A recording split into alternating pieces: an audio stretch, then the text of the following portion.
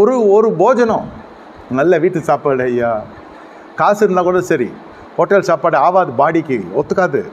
ஒரு சின்ன வயசுலேயே சொல்கிறேன் நான், யார் வீட்லையாவது சாப்பிட்டா வீட்டு சாப்பாடாக இருந்தால் கொஞ்சம் நல்லா சாப்பிட்லாம். ஐயோ பிரியாணி வேணாம், ரொம்ப திகட்ட ஆரம்பிச்சிச்சு இல்லையா வயசில், நான் சாதமாக ரசம் சாதம் இருந்தால் போதும்.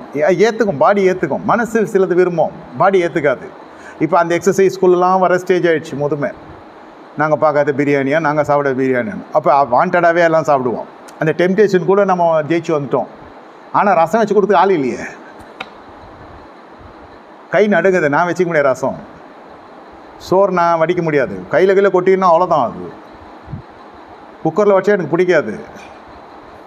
இது ரொம்ப கஷ்டம், இந்த பெருசு ஐயோ ரொம்ப கஷ்டம் இதுன்றாங்க. இதெல்லாம் வந்து நாட்டு நடப்பு, நிலைமை நிலவரம் கலவரமாயிடும். எத்தனை காணப்பட்டேன் இல்லையா, அந்த ஜென்ரேஷன் போயிடுச்சு. அப்போ பண்ண பாவமாயாதுன்னு. ஆமாம், நிவர்த்தி இருக்கும். நீதிமானுக்கு பூமியிலே சரி கட்டப்படும். நீ தகப்பனை வஞ்சித்த, நீ ஒரே மனுஷனாக இருந்து ஒரு யாக்கோபு ஆகியவன் வஞ்சித்தான் தகப்பனை. 10 பிள்ளைங்க ஏஞ்சி வந்துச்சான். பார்த்தீங்களா, தேவையாது? எங்கேயாவது நடந்திருக்கு அந்த அநியாயம்லாம்? தேவனுடைய ஜனத்துக்கு வீட்டுக்குள்ளே இது நடக்கலாமா? யோசிச்சு பாருங்க. அப்புறம் யோசேப்புக்கிட்ட போய் தானியத்துக்காக ஒரு இடத்துக்கு போகுது. உயிரை காப்பாற்றிக்கிட்டும் ஒரு இடத்துக்கு போனான், ஒரு பயணம். அங்கே தான் ராகியலை பார்த்து புத்தம் கொடுத்து மாட்டினது. அதான் அழகில் அடிமையாயிட்டான். அவள் அழகுக்கு முன்பே மண்டிட்டுட்டான். அவ்வளோதான், முடிஞ்சிடுச்சு. வாழ்க்கை 20 வருஷம் ஓடிச்சு.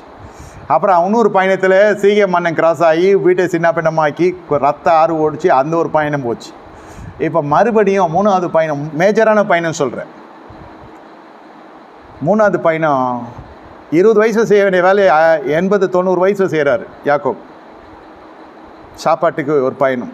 அப்போ சின்ன வயசில் வேலைக்கு ஓடணுன்னா அது விஷயம் வேறு, சிட்டாக ஓடணும். இப்போ வயோதிக காலத்தில் நம்ம உடைச்சி சாப்பிட்ற அளவுக்கு வருதுன்னா எப்படி இருக்கும்?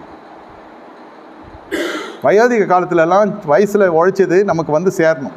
தானியம் தானாக தட்டுக்கு வந்து இறங்கணும். அப்பத்தின் தண்ணி ஆசிரம் சொல்கிறேன்.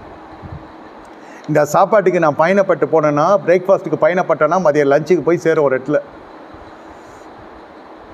அதுவும் நமக்கு பாடிக்கு ஏற்றுக்கிற மாதிரி தான் சாப்பிட்ணும். அண்ணா ஆகாரத்துக்கு போய் கையேந்தி நிற்கிற ஒரு சூழ்நிலை. யாக்கோபே உனக்காயா இது? தேவனை தரிசித்தவன், இஸ்ரவேலின் பேர் எடுத்தவன், கர்த்தரோடு மனுஷனோடு போராடினது, இப்போ போராடி ஆசீர்வாதத்தை பெற்றவன், ஆடு மேய்க்கிற தொழில நம்பர் 1. இப்போ எல்லாம்